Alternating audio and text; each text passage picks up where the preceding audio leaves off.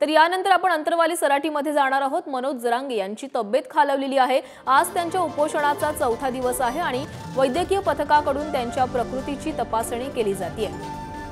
मनोज जरांगेंच्या उपोषण स्थळावरून ही लाईव्ह दृश्य आपण बघतोय। मनोज जरांगेंच्या आमरण उपोषणाचा आजचा चौथा दिवस आहे। सगळे सोयरेच्या अंमलबजावणीसाठी मनोज जरांगे पुन्हा उपोषणासाठी बसलेले आहेत आणि त्यांची आता प्रकृती खालावल्याचं कळते आणि वैद्यकीय पथकाकडून त्यांची तपासणी केली जाते। कोणतेही उपचार घेण्यासाठी मनोज जरांगे यांनी नकार दिलेला आहे। जोवर आपल्या मागण्या पूर्ण होत नाहीत तोवर आपण उपोषणावरून मागे हटणार नाही अशी ठाम भूमिकाही मनोज जरांगेंनी घेतलेली आहे। तसंच जोवर आपल्या मागण्या पूर्ण होत नाहीत तोवर कोणतेही उपचार घेणार नाहीत या भूमिकेवर देखील मनोज जरांगे पाटील हे ठाम आहेत। ही लाईव्ह दृश्य आपण अंतरवाली सराटीमधून बघतोय। गेल्या 4 दिवसांपासून मनोज जरांगे पाटील यांचं हे आमरण उपोषण सुरू आहे। 4 दिवस उलटले मात्र सरकारकडून अद्याप कोणताही संपर्क मनोज जरांगे यांच्याशी करण्यात आलेला नाहीये। त्यामुळे हे आंदोलन दडपण्यासाठी किंवा आपल्याला आरक्षण मिळू नये म्हणून कुठला कट केला जातोय का अशी भीती देखील काही वेळापूर्वीच मनोज जरांगे पाटील यांनी व्यक्त केलेली होती आणि आता एक वैद्यकीय पथक जे आहे ते मनोज जरांगे यांची तपासणी करण्यासाठी आलेले आहे। मात्र कोणतेही उपचार घेण्यास मनोज जरांगे पाटील यांनी नकार दिला आहे।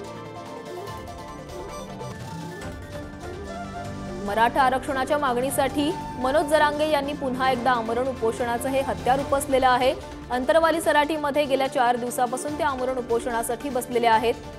त्यांची प्रकृती आता खालावलेली आहे। मनोज जरांगे यांनी पाणी आणि अन्न न घेतल्यास त्यांची प्रकृती आणखी खालावू शकते अशी भीती देखील डॉक्टरांनी व्यक्त केलेली होती। मात्र मनोज जरांगे पाटील हे आपल्या भूमिकेवर ठाम आहेत। जोवर आपल्या मागण्या पूर्ण होत नाहीत तोवर आपण उपोषण सोडणार नाही असं देखील त्यांनी म्हटलेलं आहे। तर याबाबत अधिक बोलण्यासाठी आमचे प्रतिनिधी गौरव साळी आपल्यासोबत जोडले गेलेले आहेत। गौरव, मनोज जरांगे पाटील यांच्या प्रकृतीबाबत काही अपडेट समोर येते का? त्यांनी उपचार घेण्यास अद्यापही नकार दिलाय, डॉक्टरांचं काय म्हणणं आहे? खरं आहे, मनोज जरांगे पाटलांच्या आमरण उपोषणाचा आजचा चौथा दिवस आहे आणि त्यांची आरोग्य तपासणी करण्यासाठी आरोग्य पथक आलेलं आहे। मात्र जरांगे पाटलांनी उपचार घेण्यास नकार दिलेला आहे। आता जरांगे पाटलांची प्रकृतीची तपासणी या आरोग्य पथकाने केलेली आणि जरांगे पाटलांना त्यांनी सांगितलेलं आहे की तुम्ही थोडे का होईना उपचार घ्यावेत। मात्र जरांगे पाटील उपचार न घेण्यावर ठाम दिसत आहेत। जरांगे पाटलांचं आमरण उपोषण हे चौथा आमरण उपोषण आहे अंतरवाली सराटीतलं आणि त्यांचा आजचा चौथा आमरण उपोषणाचा दिवस आहे। 72 तास त्यांच्या आमरण उपोषणाला उलटले मात्र त्यांच्या पोटामध्ये अन्नाचा कण नाहीये, पाण्याचा एक थेंब नाही। त्यामुळे त्यांची जी प्रकृती आहे आता ही हळूहळू बिघडण्यास सुरुवात झाली आणि त्यांना शारीरिक थकवा जो आहे तो जाणवत आहे। आपण जर सकाळी पाहिलं तर सकाळी त्यांना चालता देखील येत नव्हतं। जरांगे पाटलांच्या सहकार्याने त्यांचा हात धरून त्यांना चालवलेला आहे। आपण हे दृश्यांद्वारे पाहिलेलं आहे। एकूणच जरांगे पाटलांची प्रकृती जी आहे ही ढासळत आहे आणि अशा परिस्थितीमध्ये त्यांनी वैद्यकीय उपचार घेण्यास नकार दिलेला आहे। गौरव, मनोज जरांगे पाटील यांचं गेले 4 दिवस हे आमरण उपोषण सुरू आहे मात्र सरकारकडून त्यांना कोणताच संपर्क करण्यात आलेला नाहीये। तेथील मराठा आंदोलकांकडून काही प्रयत्न केले जात आहेत का सरकारशी संपर्क साधण्यासाठी? खरं आहे, जरांगे पाटलांच्या आमरण उपोषणाचा आजचा चौथा दिवस आहे। मात्र 3 दिवस उलटलेले आहेत। आजचा चौथा दिवस आहे। मात्र 4 दिवस होऊन देखील जरांगे पाटलांशी सरकारकडून अद्यापर्यंत कुठला संपर्क झालेला नाही किंवा त्यांच्या तब्येतीची जी आहे ती विचारपूस झालेली नाहीये।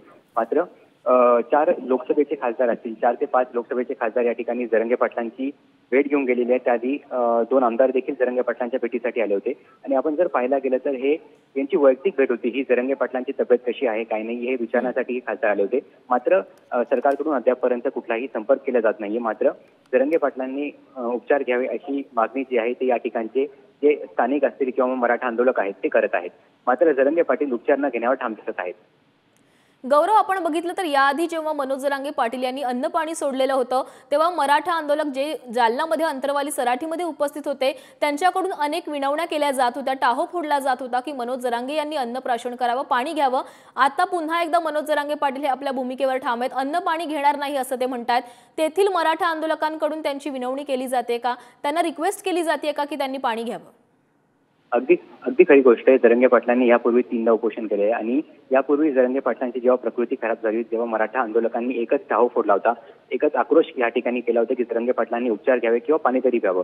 मात्र त्यावेळेस जरांगे पाटलांनी समाज बांधवांच्या हाकेला साथ दिली आणि त्यांनी उपचार घेण्यास सुरुवात केली होती। मात्र आज पुन्हा एकदा जरांगे पाटलांची जी प्रकृती आता ही चौथ्या उपोषणामध्ये खराब होण्यास सुरुवात झालेली आहे आणि अशा परिस्थितीमध्ये ते उपचार न घेण्यावर ठाम आहे, सोबतच पाणी देखील न घेण्यावर जरांगे पाटील ठाम आहेत।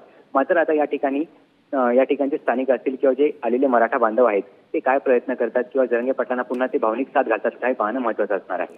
धन्यवाद गौरव, तुम्ही दिलेल्या सविस्तर माहितीसाठी।